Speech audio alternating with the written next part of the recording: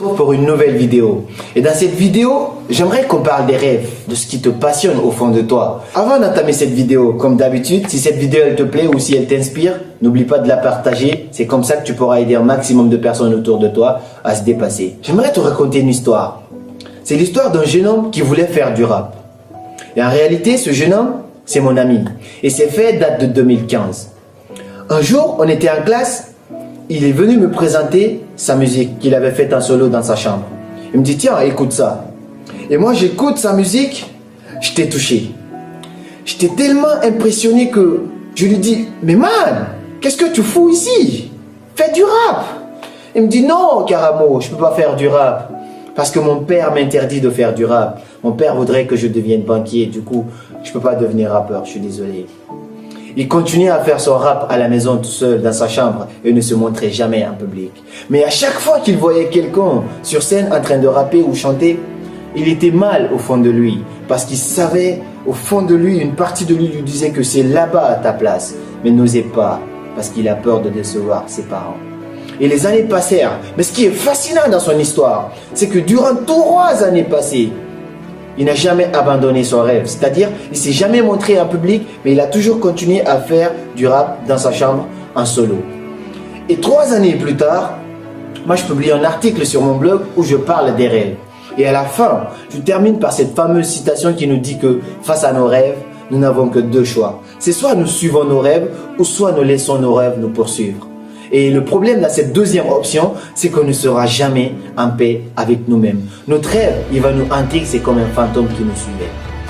Et ce même soir, il m'appelle, il me dit, Karamo, ton article, il m'a énormément touché. Il me dit, tu sais quoi? C'est bon. J'en ai marre. Je pense que à partir d'aujourd'hui, je vais passer à l'action. Je ne vais plus jamais laisser ce rêve me faire du mal et j'assume les pleines responsabilités de tout ce qui va découler après. Je m'en fous de tout ce qu'ils vont dire, mais je vais passer à l'action. Je vais faire ce que j'ai envie de faire. Parce qu'au final, mes rêves sont en train de me suivre comme si c'était un fantôme qui me suivait. Et quelques mois plus tard, il lance son plus gros freestyle publiquement et devient le rappeur le plus influent de sa génération. Et je me souviens de sa dernière publication où il dit qu'avant, il bipait les gens, mais aujourd'hui, il a des appels en absence. Il est très heureux parce que tout simplement, il a accepté d'assumer ses rêves et de passer à l'action malgré tout ce que son entourage lui disait. Et la leçon dans cette histoire, c'est quoi? C'est que plein de gens ont des rêves, plein de gens ont des ambitions, plein de personnes ont envie de réaliser quelque chose de très grand, mais ne peuvent pas passer à l'action parce qu'ils ont peur de décevoir une tierce personne. Parce qu'il y en a qui veulent devenir footballeurs, il y en a qui veulent faire la musique, il y en a qui veulent entamer ce voyage, il y en a qui veulent lancer leur business, mais ils n'osent pas passer à l'action parce qu'ils ont peur de décevoir leur père ou leur mari ou leur femme ou leur conjoint ou leur partenaire, peu importe qui.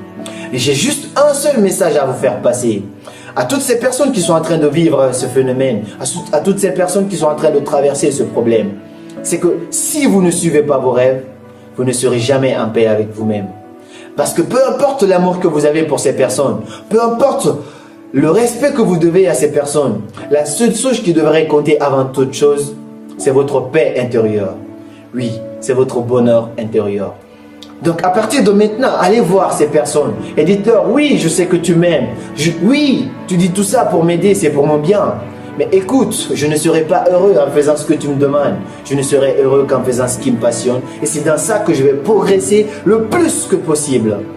Donc à partir de maintenant, j'aimerais que vous preniez cette décision de dire non à toutes ces pensées qui vous viennent, non à toutes ces pensées extérieures et dire oui à votre rêve.